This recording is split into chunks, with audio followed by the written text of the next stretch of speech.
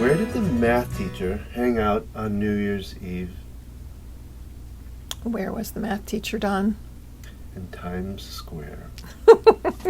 I'll join her because I love math. Yeah. This is Gina And Don. with Focused Healthy Family, and it's time for another Tuesday Tips. The only person you should try to be better than is the person you were yesterday, last month, last year, or whenever. In other words, Don't compare. yourself to other people. Only try to be a better version of yourself. And don't beat yourself up for what was the past either, though. Yes, yeah, that's the other side of the coin here. Yeah, I was a little careful with that line because I didn't want that to come out as, the past was no good for you or you were no good in the past. Your past is just helping you to move forward. But many of us spend our time comparing ourselves to others. They have a bigger house than us. They have more money than us. Well, it's almost like they work on a crystal ball. Oh, these people are perfect. What's going on in their house is all the good stuff. And we could do it the other way, too. Like, oh, they're so mean to their kids. Well, yeah. I don't like them, right? Any kind of comparison with other people just leads us into ego and into what positive intelligence calls the saboteur brain. It doesn't help move us forward and step into our divine self when we can go, okay. I remember doing this with one of our kids, and they made fun of their drawings, and I'm not a good at drawer, and their self-esteem is low.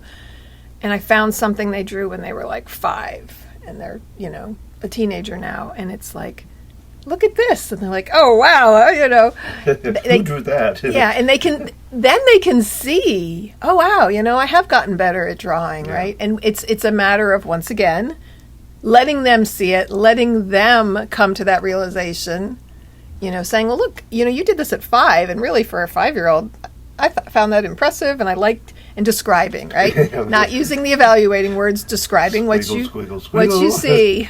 That's from the parenting class. Love to have you be part of another one.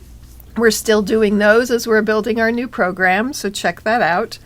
Well, that program has helped. That book, How to Talk So Kids Will Listen, Listen So Kids Will Talk, helped us, at least I know for me and I think for you too, it helped us immensely to start recognizing, one, not comparing, and being, listening to the kids instead of just guessing what's going on for them. And not labeling them. That fits into comparisons, comparing one child to another child. And I know I said this to you just last night, now that 2 of our older kids have moved out, and I didn't say it in front of our child, but I'm like, oh, this is the child who'll eat whatever we put in front of them. This is kind of nice. Yeah. But I didn't say it in front of them, and that, it's so easy, to do the comparison between children, to give them labels, you're the picky eater, and yet it really doesn't do them service. It doesn't mean you can't still talk quietly amongst your spouse because, we're human. We notice these things. Well, and the problem with it is that it's working towards perfectionism. A lot of times it can be working towards perfectionism, which is I've always said that perfectionism was an impossibility. Mm-hmm. But somebody pointed out one time to me that there's another way to look at that. Okay. That we're all perfect just the way we are. We are. Yeah. We're perfectly imperfect. Yes. As a human, we are perfectly imperfect. And if you believe that we are more than human beings, that our divine self is perfect, we're living in this human body, and our human body is perfectly imperfect. And just a thought that came to me is, what about influencing? Somebody else influencing us. Like we see an athlete and it influences us to be an athlete. Inspires us, yeah. Yes. So there's a little bit of a comparison there, but it's more of a healthy comparison. Well, yeah, we're going to we're going to make comparisons. We're human. There's black, there's white, there's up, there's down, there's the contrast. The dichotomy that we live in is going to be apparent. It's that self-talk that we do with, oh, I'm not good enough, versus, and you can have a conversation with your kid like, oh, they're so good at sports, why am I not? Or whatever the situation is. And you can be like, well, we all have our different, I've said this to my kids, strengths and weaknesses. And, maybe their skill, I don't know why I'm doing a sports analogy. None of our kids played sports. Oh, is that where it came from? I'm sitting here going, we're not a sports family. I just think about, how some people get inspired. Yes. And it's by heroes, it's by... I'm going to use a theater example because there's lots of sports examples out there. Theater. And we have theater children. And thespians. These are Tuesday tips. We can be loose. We're always kind of loose. Losing my train of thought again. All right, so our child might be like, oh, I'm not good at memorizing lines. I can't remember my lines. Our older two kids did theater, and the oldest memorizing when they were younger was real easy. And it could be like, okay, well, that's their strength. They're really good at memorizing the lines.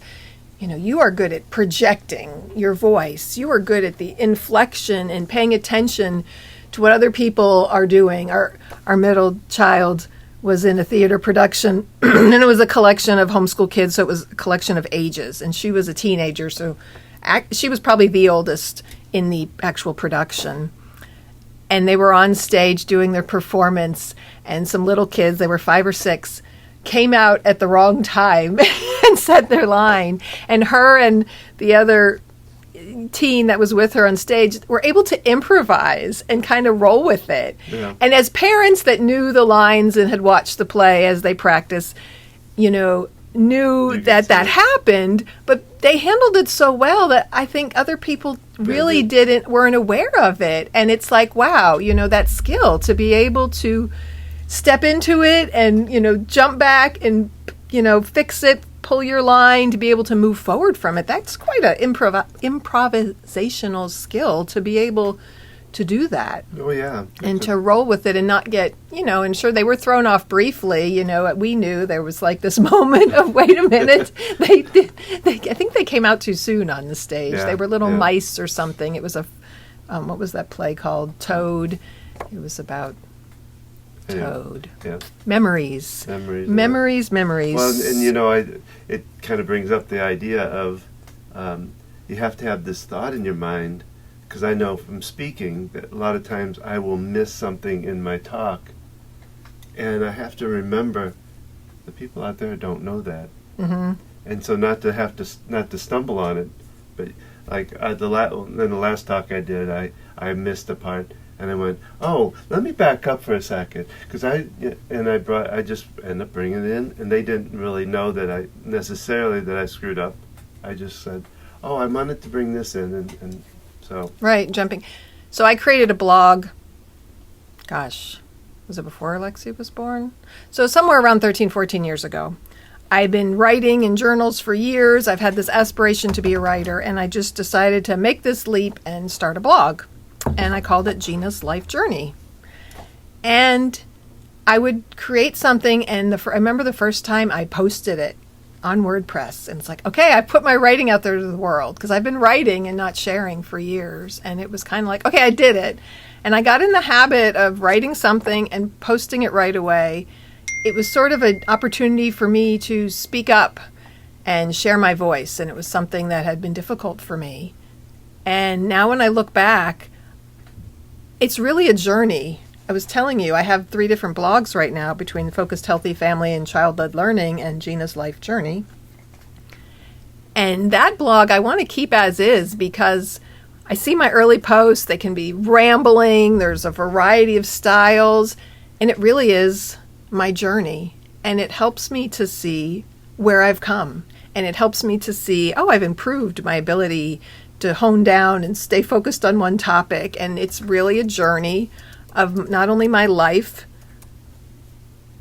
but my improvements in my writing ability. And so being able to step back and see that. So I'm comparing against myself and not against others. So that is our Tuesday tips for today. We want to once again invite you, as we're growing this podcast and our business in this new year, to reach out to us. Let us know things you'd like to hear, thoughts you have on this topic. We really love feedback from people, and we can answer your questions and respond. So message us, learn more at... You can go to our website at www.focusedhealthyfamily.com. Our podcast website is www.focusedhealthyfamilypodcast.com. And like I said, we would love you to find out about our programs and our... On our website, there's links to my blog, the podcast, All our of it. programs. It's all there. All there. We have a Facebook page for Focused Healthy Family. I have an Instagram account, Gina Focused Healthy Family. We're out there. We're out there. We'd love to hear from you in whatever format, however you find us, whether it's from our professional page, Focused Healthy Family, our individual pages. Reach out, share what you've learned if you find it helpful. And remember, How you speak to your children shapes their future.